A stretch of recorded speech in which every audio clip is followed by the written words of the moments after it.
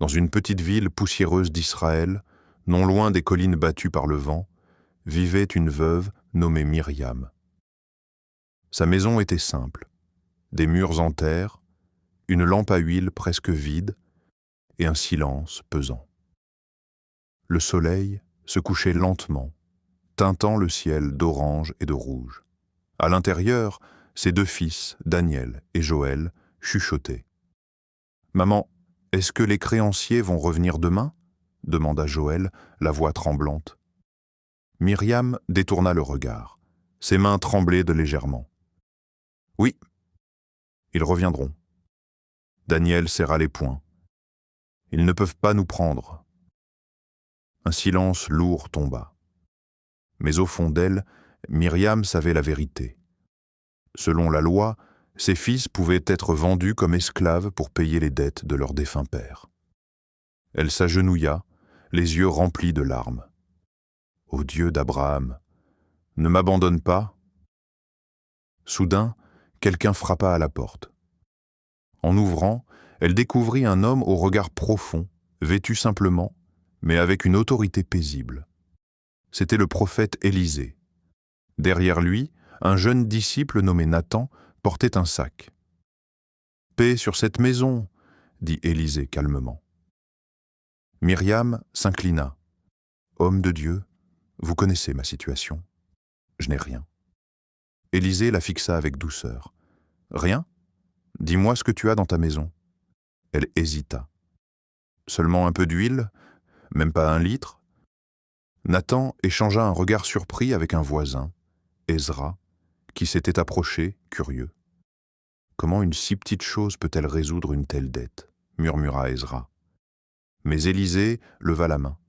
« Va demander des récipients vides, beaucoup, chez tous tes voisins. N'en demande pas peu. » Myriam resta figée. « Beaucoup ? Mais pourquoi ? Fais simplement ce que je te dis. » Un silence s'installa. Puis, lentement, elle hocha la tête. « Je vais obéir. » La nuit commençait à tomber lorsque Myriam parcourut la ville. Elle frappa à chaque porte. « S'il vous plaît, avez-vous des récipients vides ?» Certains se moquaient. « Tu penses remplir des jarres avec presque rien ?» D'autres hésitaient.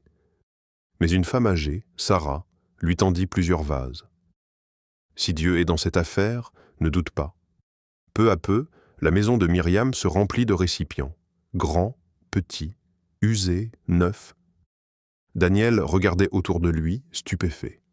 Vidéo suivante, continuons la lecture de Faveur divine, obtenir une puissance illimitée disponible sur Amazon. Daniel regardait autour de lui, stupéfait.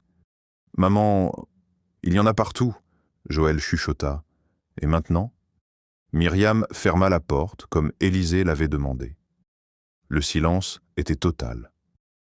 Elle prit son petit pot d'huile. Ses mains tremblaient. « Seigneur, je te fais confiance. » Elle commença à verser. Une fine goutte tomba, puis un filet, puis un flot continu. Daniel s'écria. « Maman, ça ne s'arrête pas. Apporte-moi un autre récipient, » dit-elle, haletante. Joël courait dans toute la maison. « Encore, encore !» L'huile continuait de couler, récipient après récipient, sans interruption. À l'extérieur, Ezra et Nathan observaient par une petite ouverture. « C'est impossible, » murmura Ezra. Nathan sourit. « C'est Dieu. » À l'intérieur, la joie remplaçait la peur. « Encore un ?» cria Myriam. « Il n'y en a plus, » répondit Daniel. À cet instant précis, l'huile s'arrêta. Un silence sacré remplit la pièce. L'huile s'arrêta. Un silence sacré remplit la pièce. Tous les récipients étaient pleins.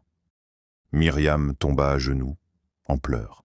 « Seigneur, ta faveur est infinie. » Le lendemain, Myriam se rendit vers Élisée. « Homme de Dieu. » L'huile a rempli tous les récipients. Élisée répondit avec un sourire paisible. « Va, vends l'huile, paie ta dette, et vis, toi et tes fils, de ce qui restera. » Ezra, témoin du miracle, s'approcha. « Ton Dieu est vraiment vivant. » Nathan ajouta. Sa faveur ne dépend pas de ce que nous avons, mais de notre foi. Quelques jours plus tard, la maison de Myriam était remplie de joie. Ses dettes étaient effacées, ses fils étaient libres. Et même après tout cela, il restait encore de l'huile. Cette histoire nous enseigne une vérité puissante. Dieu n'est pas limité par nos ressources. Sa faveur dépasse nos calculs humains. Là où il y a foi, il y a multiplication. Continuons à supplier et implorer Dieu afin de nous accorder sa faveur imméritée comme il l'a fait pour cette veuve. Continuons la lecture de notre livre « Faveur divine ». Obtenir une puissance illimitée disponible sur Amazon.